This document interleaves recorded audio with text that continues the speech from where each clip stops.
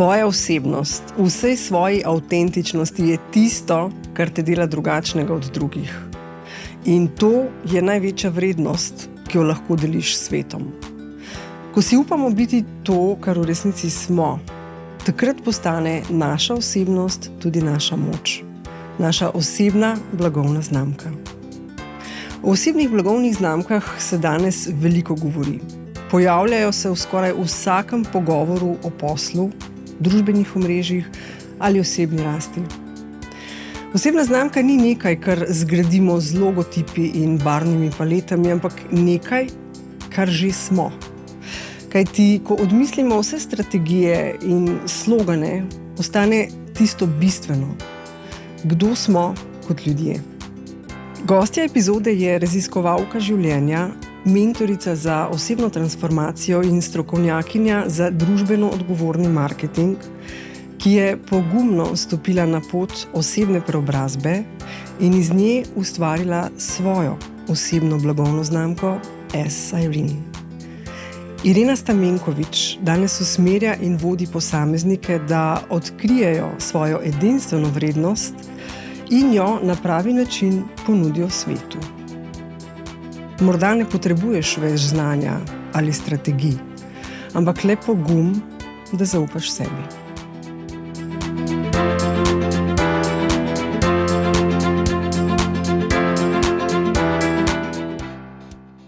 Živijo, Irena. Živijo, Nives. Pozdravljena v najinem današnjem pogovoru, druženju. Upam, da naj odpele nekam, kjer se vam imele lepo. Velja. Hvala, da me gostiš. Hvala za ta čudovit uvod. Ko ženska predstavi žensko iskreno, tako kot čuti, v bistvu sem ganjena. Hvala. Hvala.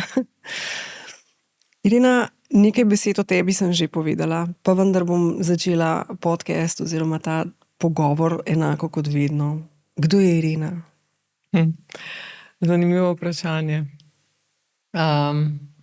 Ženska, ki se vsak dan trudi in uči živeti sebe, in pri svojem delu puščati pečat. To v bistvu. Torej veliko dela. Veliko dela. Ga ne zmanjka. Veliko dela, ki ga nikoli ne zmanjka, ki se nikoli ne neha, vedno se da nekaj novega odkrivati. Predvsem pa to, kar smo se pred snemanjem pogovarjali, vsak dan v tem tudi odkrivati veselje in lahkotnost, ta joy, da ni vse tako resno pa usodno, pa vendarle, kdo smo, če ne odkrijemo sebe? Zakaj smo prišli, če ne odkrijemo sebe in ne živimo sebe? Naslov današnje epizode je: Kaj, če te ne blokira svet, ampak ti sama sebe? Kako ti doživljaš to misel? Si se kdaj srečala s tem? Absolutno. Evo, kar vdihniti sem morala. Je kar močan naslov. In jaz verjamem, da v marsikomu zbudi nek trigger, tudi v meni ga. Kolikokrat ne živimo sebe in sabotiramo sebe zaradi drugih, sploh ženske. Ta družba ni najbolj prijazna do tega, da se ženska izpostavi, oziroma veliko je teh linčev, ki jih ženske drugače doživljamo in so veliko bolj kruti do ženske. In velikokrat se zaradi tega ne izpostavimo, velikokrat se ne izpostavimo zaradi nekih svojih notranjih prepričanj, vzorcev, omejitev, seveda, kaj bodo drugi rekli, nisem dovolj vredna, kaj pa imam za povedati, in tako naprej. Tako da veliko je tega. Jaz vedno pogledam iz obeh strani. Zakaj do tega pride? Torej, zakaj se ženske ne izpostavljamo, zakaj ne živimo sebe, zakaj same sebe sabotiramo, po drugi strani pa tudi, kakšno je okolje. Eno in drugo je treba pogledati. Zagotovo moramo delati na sebi in sebe, se pravi, krepiti, opogumljati, odpravljati neke svoje vzorce in prepričanja. Pravzaprav pogledati, kaj je tistega vrednega v nas, tisto edinstveno vrednost, tisti talent, zaradi katerega smo prišli. Zdaj se malo bolj koncentriram na ženske. Opažam, da je tudi moškim ni enostavno, ampak malo bolj se koncentriram na ženske, zato ker vendarle sem ženska in lahko izhajam iz sebe. Ti si svojo osebno blagovno znamko Esa Irene zgradila skozi svojo osebno preobrazbo. In me zanima, kaj je bil tisti trenutek ali pa občutek, ko si začutila, da želiš pa dati ven sebe, da želiš povedati, tako kot si rekla, zato je potreben pogum, ne? Ja. To sploh ni bilo načrtovano. To ni bilo po nikakršnem marketinškem planu, strategiji ali čem podobnem, pa čeprav to počnem v svoji karieri že vrsto let. To se je zgodilo tistega pač leta 2020, ko se je svet ustavil. So bili popularni peka kruha z drožmi in podobne zadeve, čiščenje omar in tako naprej. Jaz sem pa enostavno čutila, da bi pisala in da bi dala nekaj ven. In ko sem začela razmišljati o prvem zapisu, ne da bi začela razmišljati, začelo prihajati iz mene, je pa tukaj malo poklicne deformacije. Vedela sem, da ne bom šla postavljati neke spletne strani nekega bloga, ampak sem rekla, Facebook page, kako pa bo ime temu Facebook pageu, in sem začela razmišljati o tem imenu. In ko sem začela razmišljati o tem imenu, sem dejansko začela raziskovati svoje ime in se spominjati, Esa Irene ima veliko tega v sebi simbolike, veliko nosi pomena. In tako je nastala Esa Irene, tako je nastal prvi zapis. Imela sem spodbudo ene ženske, ki so se takrat spoznale par dni prej prek četa, ker sem komentirala njen zapis in me je spodbudila, piši tudi ti. Ko žensko podpremo, se marsikaj zgodi. Tako je nastala Esa Irene in potem so se vrstili zapis z zapisom, odziv javnosti je naredil svoje, vabila na neke mogoče predavanja, ženske kroge, podcaste. O čem si pisala, Irena? Pisala sem o tem, kar sem osebno doživljala, o svojih uvidih, o svojih spoznanjih. Pisala sem veliko o ženski in moški energiji, vleklo me tja raziskovanje. Preposlušala sem in prebrala sem ogromno gradiva na to temo. In tudi začela sem ta yin in yang dojemati v svojem vsakodnevnem življenju. In ga zares tudi poskušala živeti. Vse skupaj je začelo izhajati iz tega, da dajmo spoznati žensko energijo, ne? In potem bolj kot ženske spoznavamo žensko energijo, ugotovimo, da potrebujemo stabilen yang, potrebujemo strugo, kajti drugače se reka, ženska energija razlije, če ni struge. In bolj kot znamo same sebi držati strugo, lažje smo kreativni in lažje smo v sebi. Tako se je vse skupaj začelo in potem večinoma je bilo, veliko je bilo tega pisanja, veliko je bilo tudi osebna transformacija, preobrazba. To, kar je prihajalo iz mene. Torej te dejansko ženska spodbudila, da si upala, zdaj to besedo uporabljam, lahko mogoče v kakšnem drugem kontekstu, no, ampak da je bila res ta želja ali pa ta klic toliko močen, da si dala vse ostalo na stran in si izlila ven tisto, kar se je v tebi rojevalo. Spodbuda je bila, se bi jo tudi imenovala, to je Silva Srebrna puščica, ki v bistvu se ukvarja z živalskimi vodniki. Ona je bila, jaz sem komentirala njen članek, ki je bil objavljen v Sensi, a ne. Takrat se je zgodil lockdown, in jaz sem pač prebrala njen članek in mi je bil zanimiv, in ker je bil link do njenega Facebook pagea, sem mi komentirala in napisala svoje misli. In ob tem je ona meni odgovorila, malo sva četali, in potem je ona odgovorila, kaj če bi ti o tem nekaj napisala. To, kar jaz, seveda sem bila tako, o čem naj jaz pišem. Je rekla, to, kar meni pišeš zdaj tukaj v komentarjih o tem, ne. In dovolj je, ne, ko imaš nekaj v sebi. Ko imamo nekaj v sebi, je dovolj majhna spodbuda ali pa, ja, nisem pustila vsega ostalega, moje življenje je potekalo naprej, ja, tako, tako kot do takrat, ampak to je bilo pa nekaj, kar je prihajalo iz mene in ti zapisi so se potem vrstili tudi enkrat tedensko, tudi precej dolgi.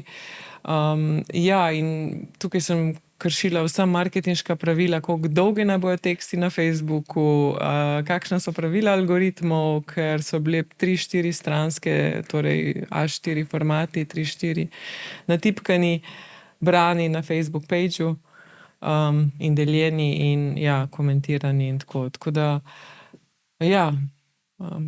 Všeč mi je, kako si izpostavlja, da si prekršila vsa marketinška in algoritemska pravila, ker se mi zdi, da se jih vse preveč držimo danes, seveda v želji tem, da dosežeš viralnost. Ne?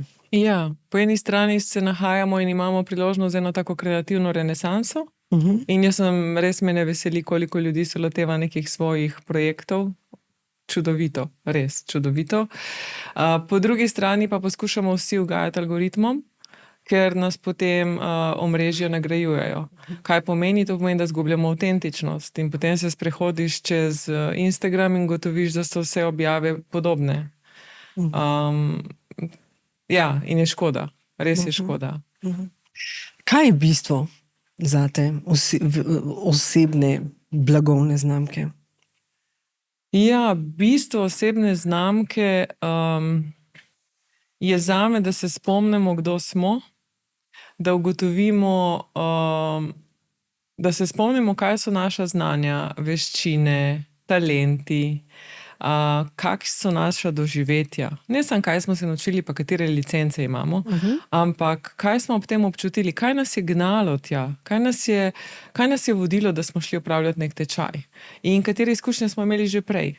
In potem vse to skupaj povezati, istočasno se spomniti in ugotoviti, odkriti, kaj so moje temeljne vrednote, kaj je moja vizija in kaj je moje poslanstvo, zakaj to počnem, kar počnem, in da enostavno ne delam tega zdaj samo zgolj iz profita. Jaz sploh ne dajem profit v prvi plan, nikoli, ampak v smislu sebe ponuditi v neki skupnosti, zato da te v bistvu skupnost lahko prepozna in se okrog tebe zbere, oziroma da se vsi skupaj zberemo in usedemo okrog ognjišča in pripovedujemo podobne zgodbe. Jaz ne govorim in tudi ne gledam kot o ciljni javnosti, idealni stranki, ampak govorim o skupnosti. In tako, ja, bistvo osebne znamke je se spomniti, kdo zares smo in to ponuditi svetu na avtentičen način.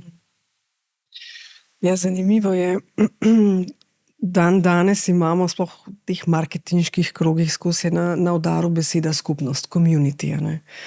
In dejansko so v tej skupnosti lahko ljudje z zelo različnimi željami, ampak kot ugotavljam, so pa ravno vrednote tiste, ki pa skupnost delajo pravo skupnost. Res je. Kaj so tvoje osebne vrednote? Pa kako jih v poslu recimo lahko, oziroma ne jih lahko, skozi svoje delo živiš? Ja, moje osebne vrednote, ne glede, ali gre za osebno znamko ali gre za mene osebno, so enake. Ker vrednote osebne znamke so vrednote osebe.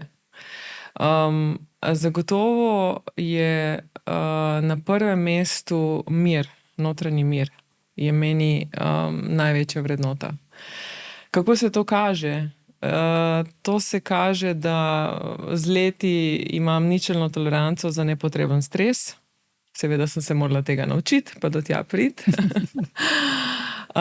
V glavnem vse, kar pri osebni znamki običajno podajamo naprej, smo do tega prišli.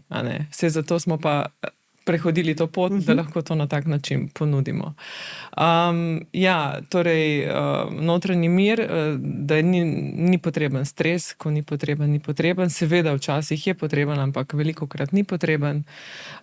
Ničelna toleranca do nekega nespoštovanja, do nekih zlorab in taki, se pravi, spoštovanje eden drugega, tudi zelo močna vrednota. Kar pomeni, da tudi potem v neki skupnosti to izpostavim. Pa to živim, pa tudi jaz to dajem dalje. Neka svoboda. Svoboda je tudi zelo pomembna vrednota. Kaj pomeni svoboda? Svoboda pomeni najprej, da sem svobodna v sebi, da vsak dan delam na tem, da v bistvu odpravljam svoje prepričanje, prepoznavam in odpravljam vzorce, navade, ki mi ne koristijo. Drugo pa pač, da me drugi ne omejujejo v svojem izražanju, predvsem. Se mi zdi, da za ženske to izjemno pomembno. Tako da to, avtentično spoštovanje, to so kar take pomembne vrednote, ki jih tudi potem živim in pri delu uporabljam. Si pa tudi avtorica tečaja. Daj nam kaj več o tem povej. Jaz sem seveda malo pogledala, ampak bi želela, da ti s mojimi besedami ga predstaviš, da ne bom... Ja, hvala. Ta tečaj je nastal spontano, tako kot Desairin in tako kot zapisi. Jaz sem v zadnjih letih naredila nekaj različnih licenc, zato ker sem želela osebnostno rast in me je potegnilo. Predvsem sem šla v to smer telesa in somatike in spravi, s telesom, torej povezava s telesom, da nismo samo v umu, ampak v telesu. In potem so različni sošolci po koncu tečaja rekli, pa daj nam zdaj malo kaj poveja, o marketingu.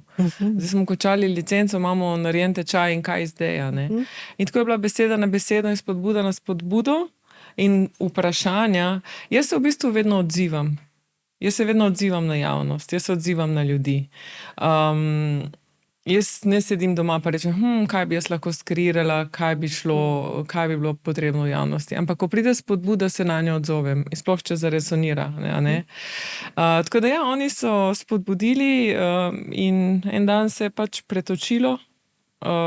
Sem se usedla in sem zapisala. Ta trenutek je 5-tedenski tečaj, zelo bi rekla low profile, če se tako izrazim, nič kaj veliko promoviran, bolj prihaja tega povpraševanja, se odzovem, v katerem se dejansko vračamo k temeljem, temeljnim gradnikom, osnovnim, torej vrednotam, viziji, poslanstvu, osebni zgodbi, kako jo napisati, kaj je tvoja osebna zgodba, kako jo predstaviti v različnih okoliščinah. Kdo je tvoja skupnost in potem seveda tudi edinstvena ponudba. In predvsem tukaj se na prvem srečanju vprašamo, kdo smo kot osebna znamka. Torej, tečaj je, če te prav razumem, namenjen v bistvu grajenju osebne blagovne znamke. In temelj je seveda oseba, ki jo živi, gradi, nosi njeno ime. Tako. Tečaj je namenjen tistim, ki začenjajo, ali pa imajo neke ideje, pa ne vejo, kako bi. Tečaj je namenjen tistim, ki delujejo že vrsto let, pa se niso nikoli vrnili k svojim osnovam in temeljnim gradnikom. V tem hitrem marketingu, v tem času, kot so prej omenile, algoritmi, vse hitro, vse instantno, pozornost je nekaj sekund in tako naprej, večino ljudi preskoči te temelje. Te bom rekla tradicionalne, klasične, stabilne marketinške temelje. In je potem škoda, ker se marsikdo potem zaleti v zid, ker ne ve, kaj bi, ali pa mu zmanjka. Ti lahko naštudiraš formulo, kako napisati objavo, tudi ChatGPT ti lahko pri tem že zelo pomaga. Tudi na to temo vidimo podobnost, pa nisem proti ChatGPT-ju, dajmo uporabljati tehnologijo, ampak dajmo pametno, naj nam ne jemlje kreativnosti, ampak naj nam olajša tisto, kar je vsakodnevno nepotrebno in nam jemlje čas. Tako da na ta način v bistvu da se vrnemo k temeljem in da postavimo temelje. Od tu naprej se pa lahko gradi hiša, nebotičnik, stolpnica, karkoli. V poslu, v karieri, v tem, da puščamo pečat. Lažje, ko imamo svoje, in prav, ko pridemo do tega, da napišemo svoje 3 temeljne vrednote, pa ne samo, ne vem, spoštovanje, svoboda, mir, ampak ko jih razložimo, zakaj. In jaz velikokrat rečem, vprašaj se 3-krat, zakaj. Prvič, zakaj mi je pomembna svoboda, zato in zato, zakaj.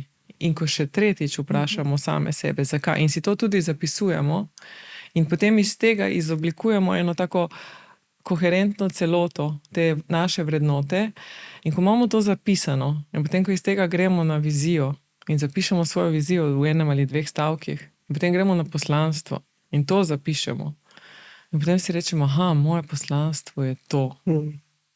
In potem še preberemo svojo osebno zgodbo, ki ni pranje osebnega perila v javnosti, ampak je napisana zgodba na način, na podlagi naših izkušenj in tistega, kar smo predelali in dognali, in potem to ponudimo javnosti, a ne zato, da se lahko spet skupnost okrog nas bere.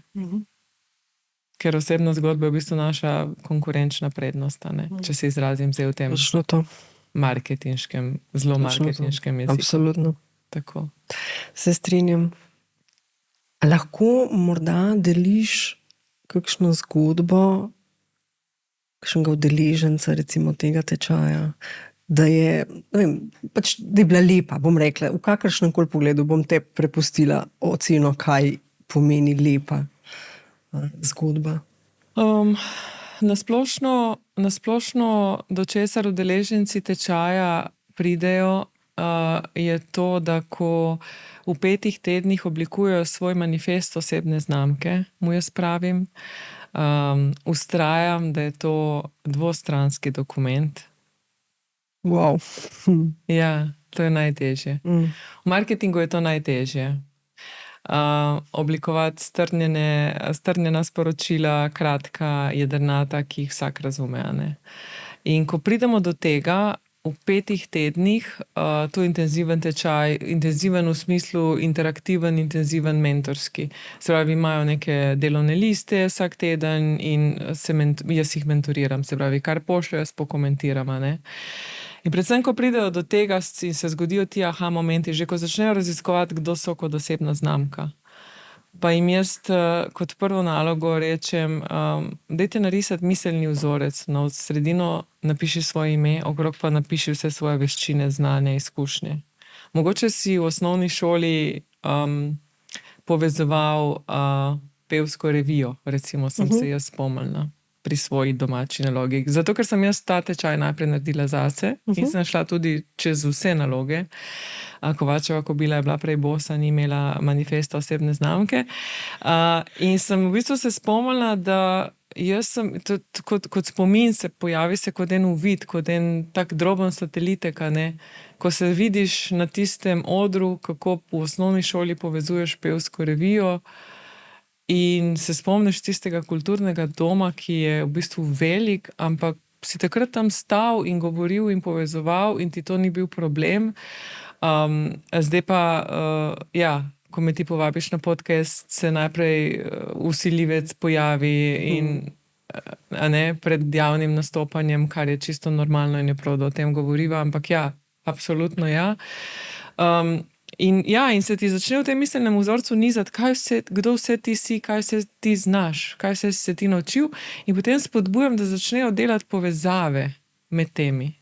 Torej tukaj sem javno nastopal, tukaj sem sošolcem pomagal, tukaj učil sošolca, ki mu ni šlo v matematiki, učiteljska, mentorska in na tak način. Tako da to so zelo taki momenti, predvsem pa, ko v okviru tečaja doživijo, da tisto, kar je družbeno veljalo za mogoče imelo negativno konotacijo ali pa veljalo kot slabost, ali pa kot neka težavnost, ADHD, disleksija, to, da so bili, ne vem, na nek način izločeni v šoli, to, da so bili hiperaktivni, to, da jim pri enem predmetu ni šlo ali pa so celo ponavljali letnik zaradi enega predmeta.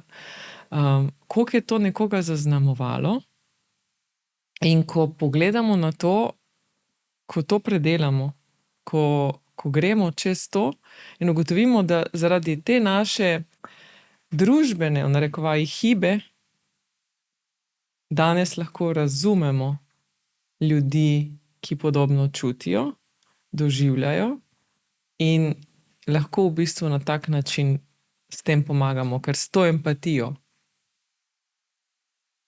Naježila sem se zdaj. Nikoli nisem pomislila tako na to, ampak vse je logično, ne?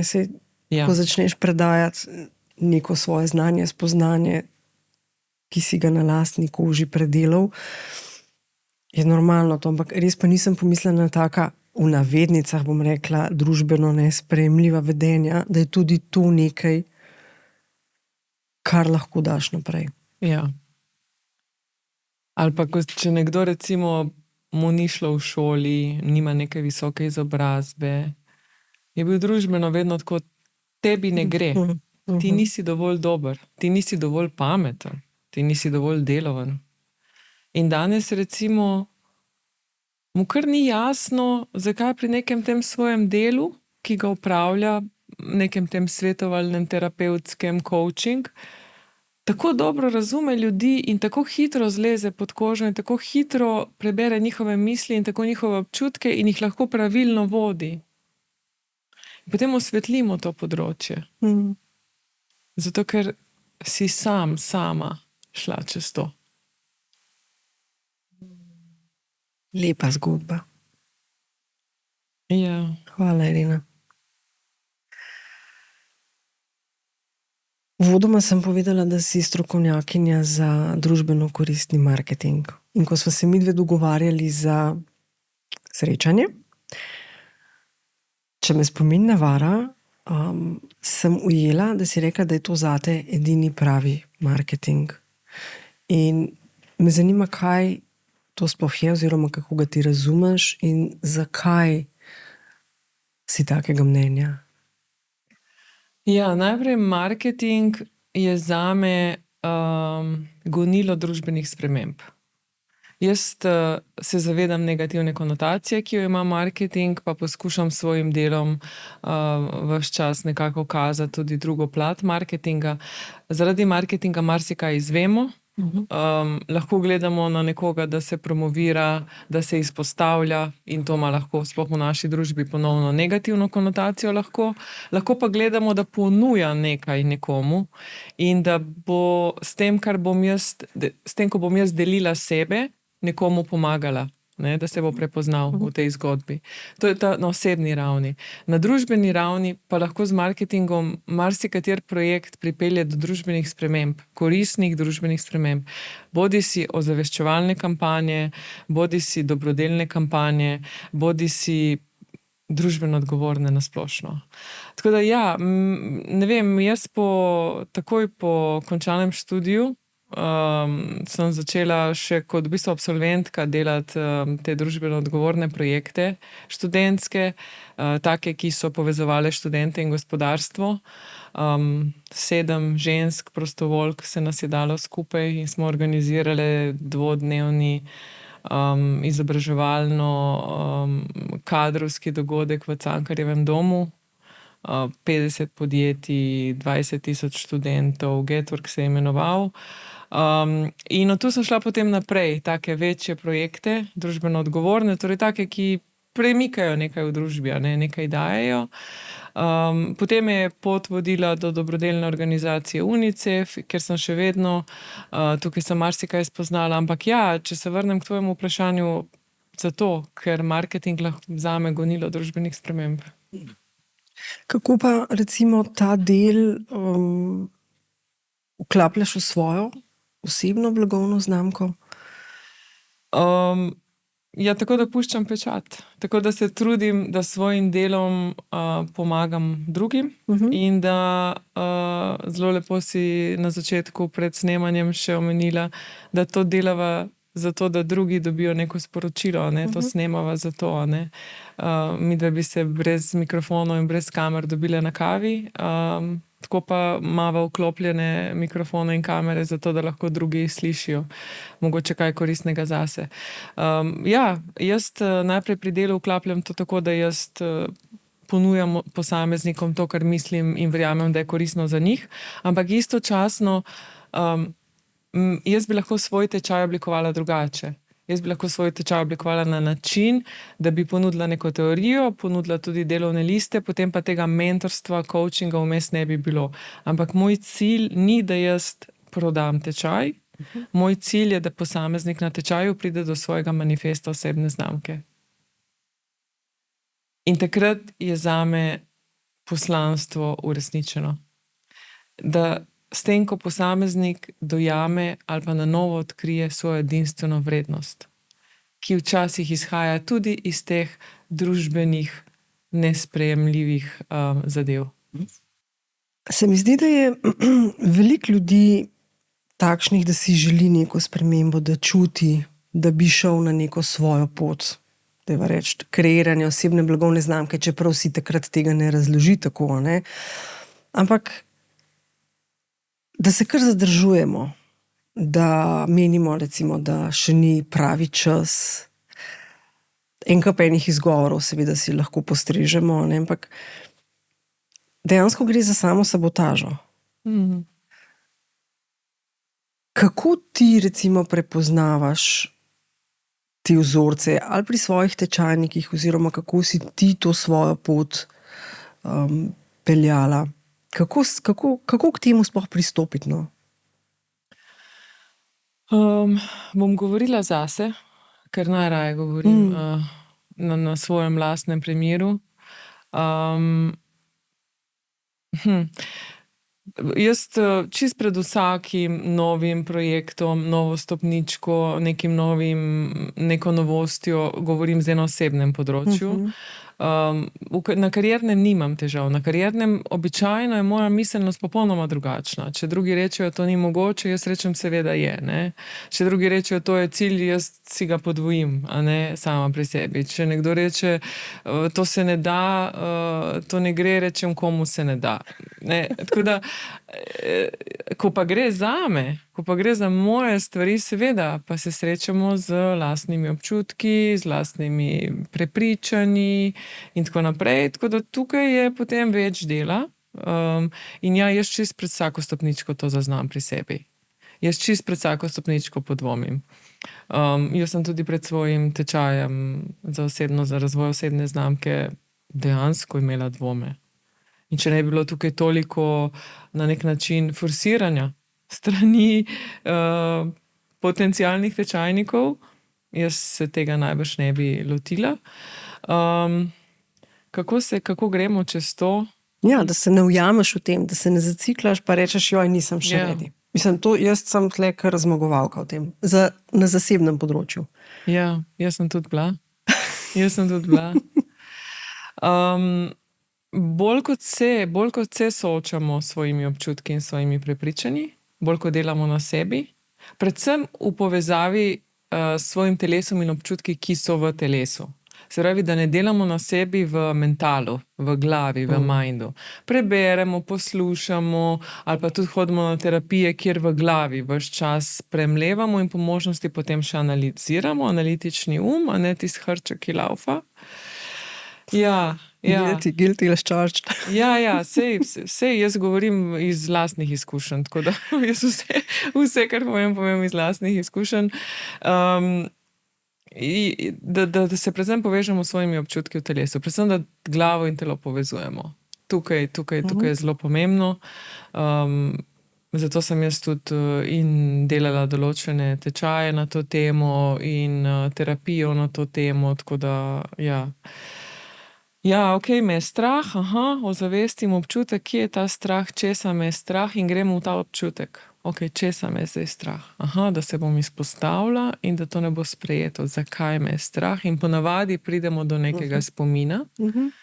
Kaj bodo drugi rekli, pa nekega tega linča, ne? Ki se ga spomnimo, ženske najbrž tudi v praspominu ga imamo vse. Tako da, ja, in potem se gre čez to in bolj kot se nekemu občutku da prostor in se ga pozdravi in potem lahko rečem, ok, pa sej jaz delam to, kar si javno želi, ok, imam to za ponuditi, A s čim zavajam? Ne. Okay. Ponavadi je treba dati tisti stran, pa tiste neke cilje. Ne? Pa bi lahko podelila, kakšne vrste terapije oziroma tečaje, da delaš na telesu, da zaveščaš te občutke, bi svetovala? Ja, tega je zelo veliko. Tega je zelo veliko. Težko bi karkoli svetovala, zato ker je vsak posameznik drugačen, a ne? Ampak zagotovo je pač somatika nekaj, kar je zelo koristno za vsakega, po mojem mnenju. Takšne ali drugačne oblike obstaja jih zelo veliko. Jaz sem šla po tej poti na način, da sem izhajala iz svojih težav, a ne. Ko fizično telo ne deluje ali pa ne služi več tako, kot naj bi, v smislu nekih zdravstvenih rdečih lučk, ki se prižgejo, a ne.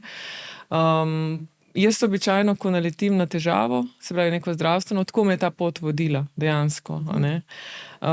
Se potem srečam, okej, to in to ne deluje dobro, kako lahko, od kod je izvor in kako lahko zdaj to podprem. In ponavadi se potem grem izobraževati na to temo in postane to en tak moj osebni projekt, ko, ne vem, grem študirati hormone, grem študirati živčni sistem, grem študirati, kako delujemo ženske. Ženski cikel sem že prej pač študirala, ker mi je postal zanimiv šele po 40. letu, prej se ga nisem zavedala in mi v resnici žal, da se ga nisem, ker je pač nekaj zelo lepega, kar imamo ženske.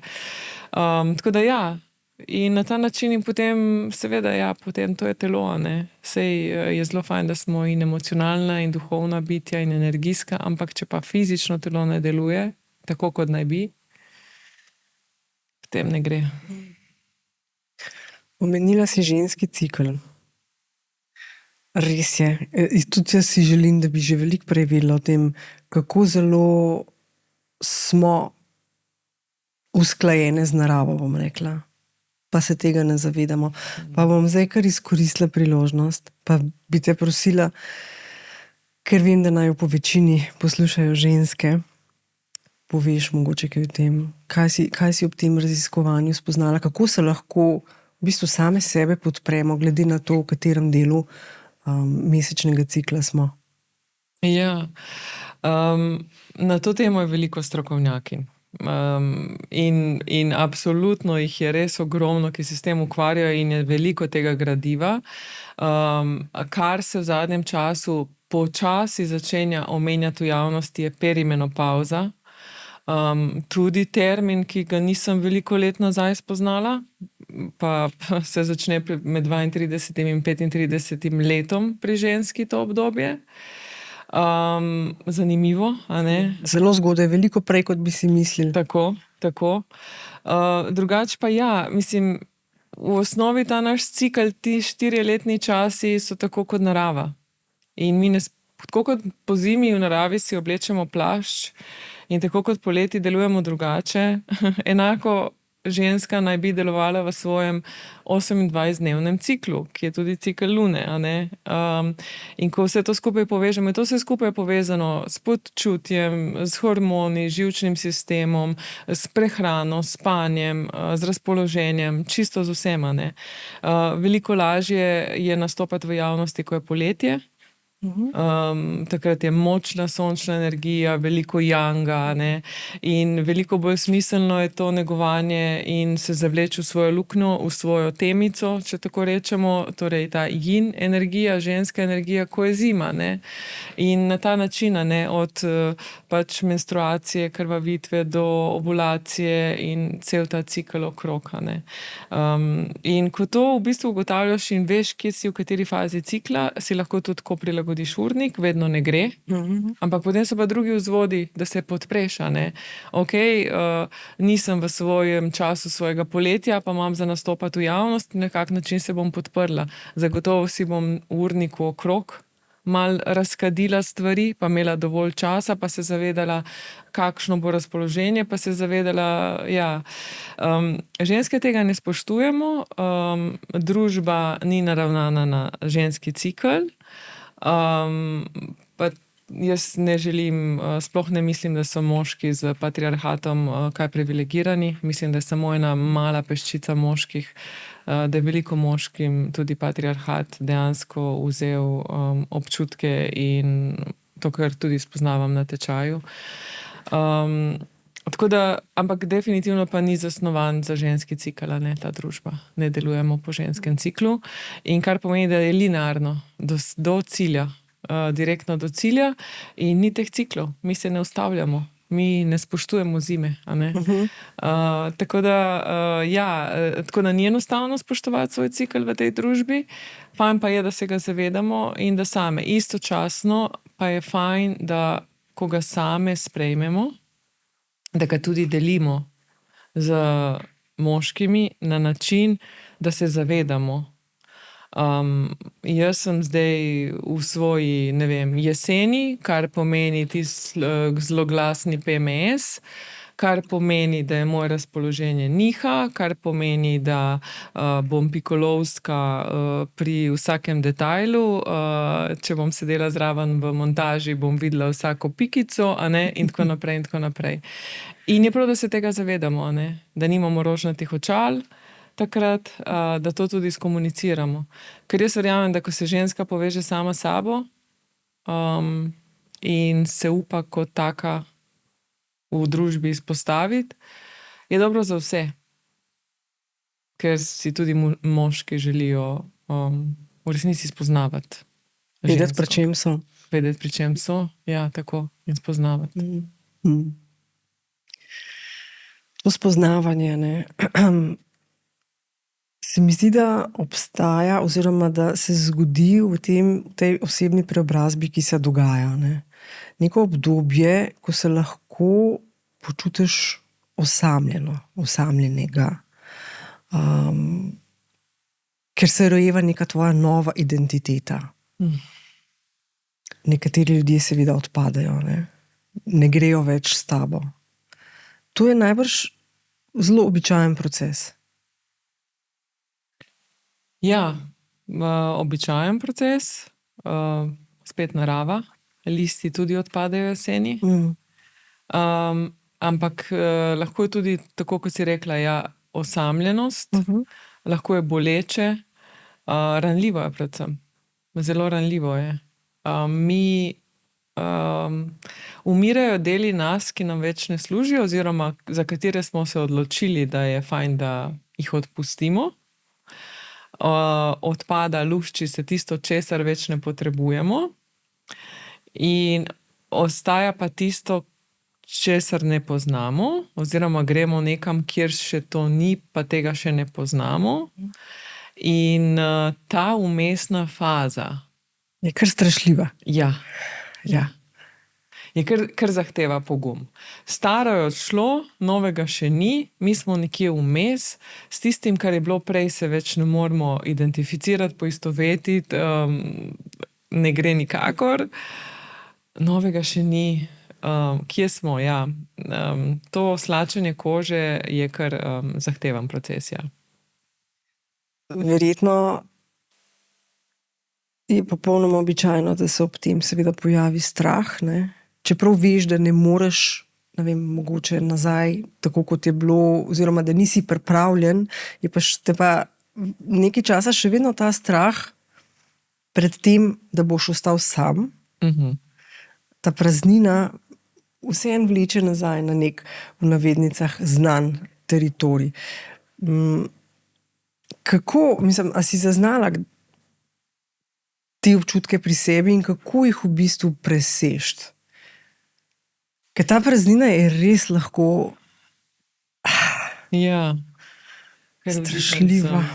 Kar vdihnila sem globoko zdaj. Aha, dobro, smo dve.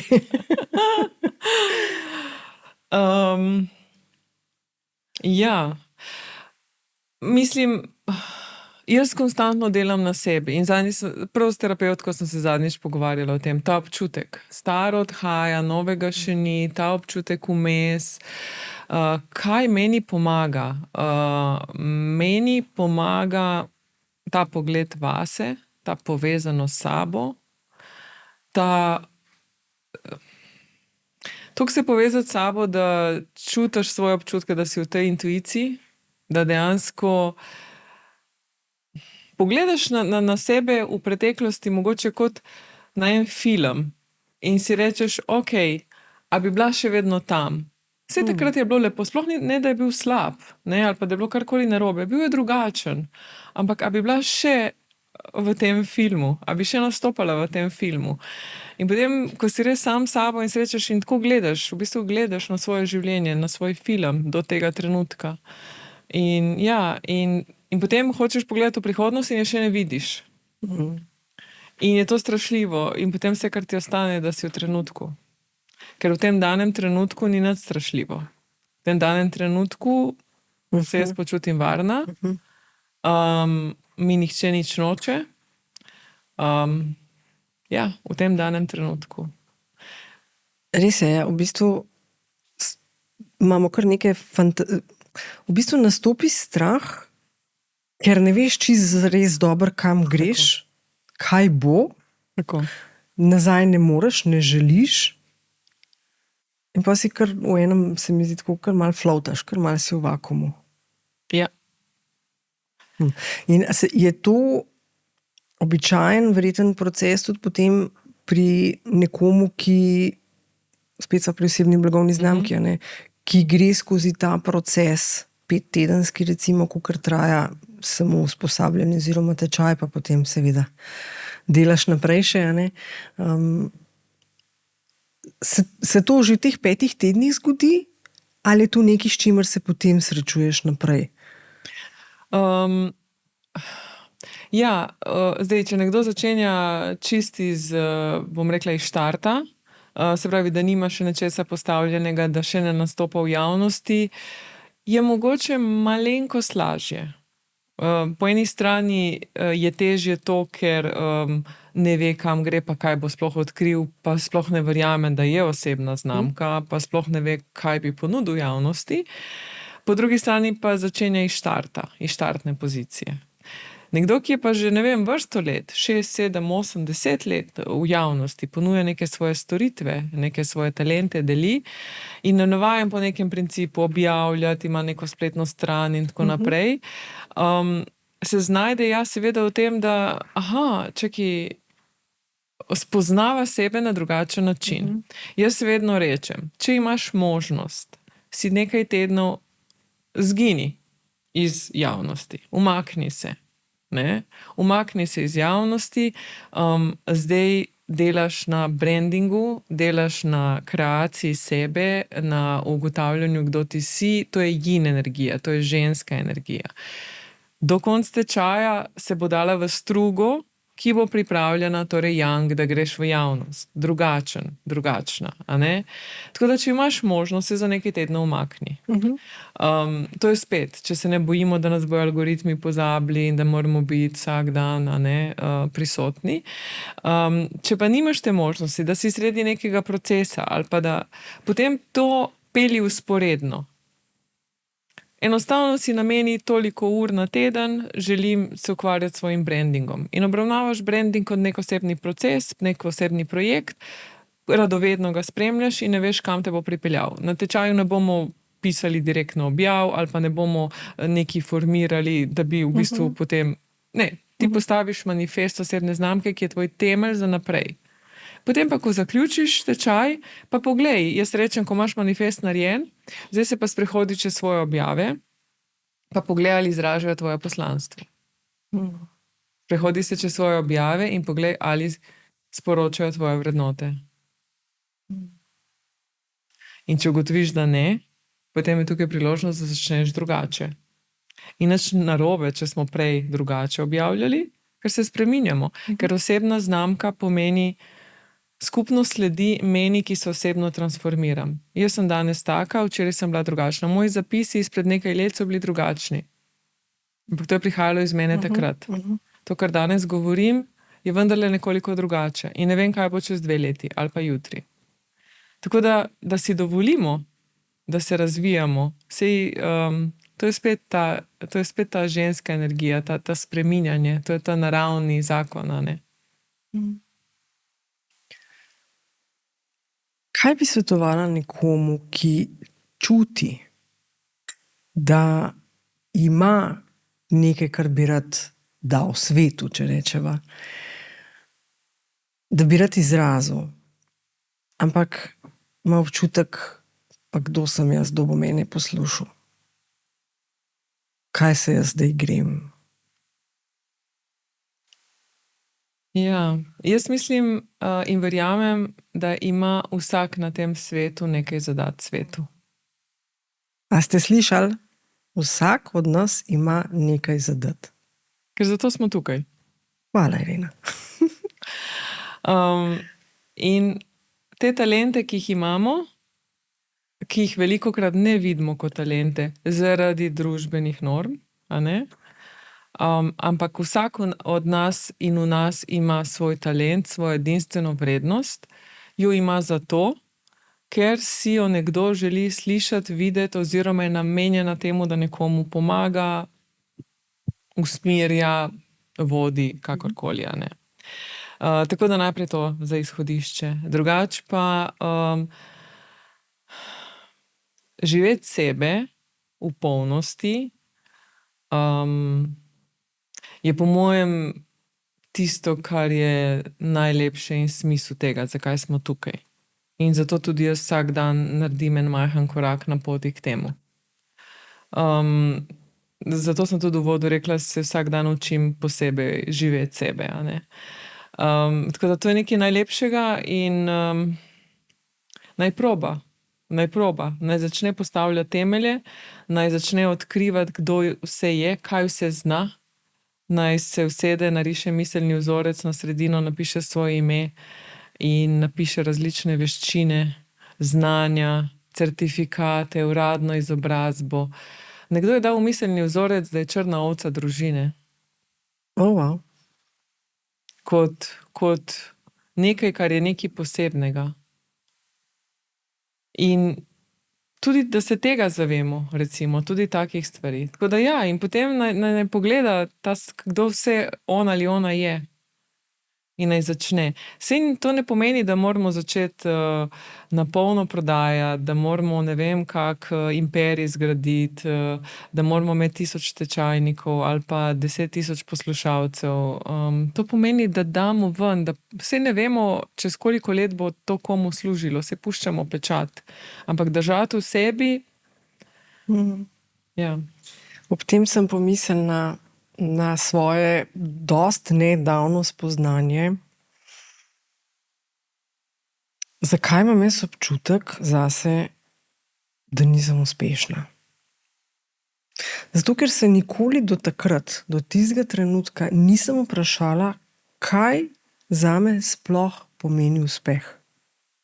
Ker ko sem šla pogledat v to miselnost, sem si rekla, pa ti nisi resna.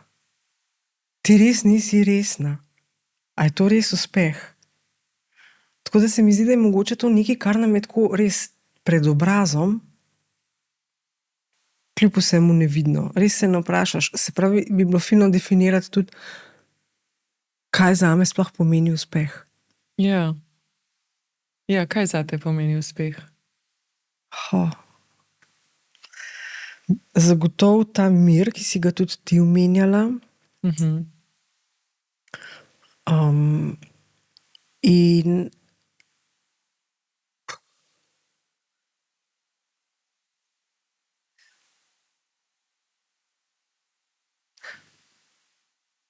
razmišljam o tem. Kdaj se recimo na enem področju počutiš, da si dosegla nek uspeh? Lahko, ne vem, eno posamezno področje pogledaš. A si uspešna pri podcastu? Zdaj bi mogla reči ja, ne? Ne, tako počutiš.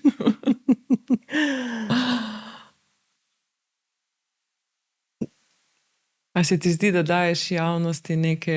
Mislim, razumsko bi rekla ja, dajem, ampak na občutkovni ravni pa tega občutka ni. Okay. Ja, mogoče zato, ker vpliva na občutke. Mogoče ve, koliko je treba doseči, kakšen cilj mora biti.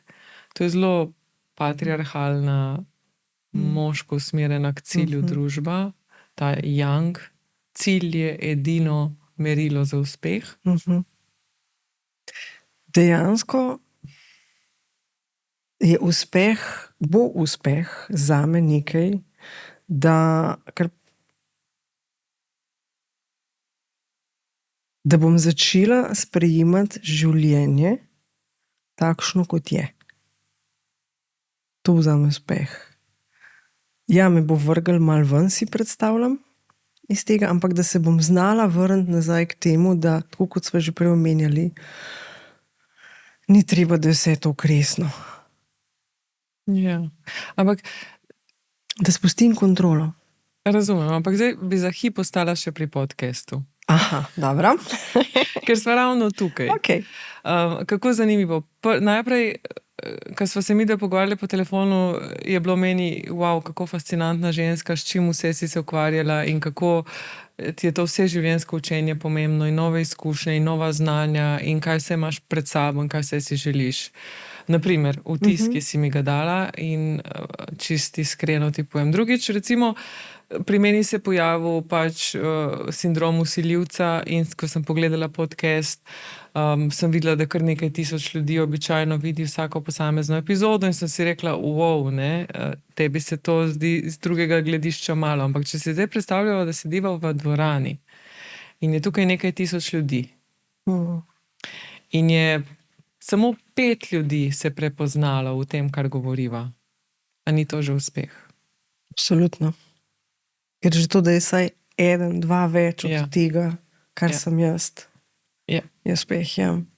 Ampak iskreno nisem še tam. Bi bila zelo neiskrena, če bi rekla, na občutkovni ravni nisem tam, no. Ja. Predstavljaj si dvorano 3-4 tisoč ljudi. Polno. Wow, ne vem, če bi zmogla. Ja.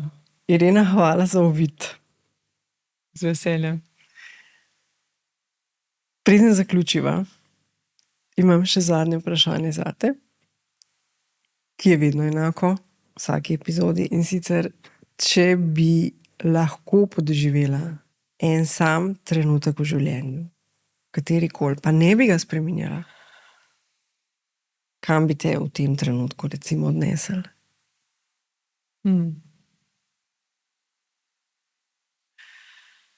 Meni so najbolj dragoceni trenutki, ko sem zares povezana s svojimi občutki. In to zdaj cenim. Ker se tega res v zadnjem času intenzivno učim in mi je to najpomembnejše. Torej, da ko smo v neki situaciji, smo zares v svojih občutkih. Ne frfotamo v glavi, ne letimo v mislih ne vem kam in ne tega vznemirjenja pretiranega, ko dejansko ne moremo biti v sebi, ampak smo vse povsod. Tako da meni je to najpomembnejše in bi vsak tak trenutek, ko sem v sebi, podoživela še enkrat. In tiste, ki so bili recimo bolj dramatični in tisti, ki so bili bolj grozljivi in tisti, ki so bili radostni in veseli. Ampak na splošno pa ne bi podoživljala ničesar, kar je že bilo, ker naj se zgodijo novi. Najlepša hvala za odgovor in odkrit pogovor, Irena. Hvala tebi, Nives, hvala, da si me gostila.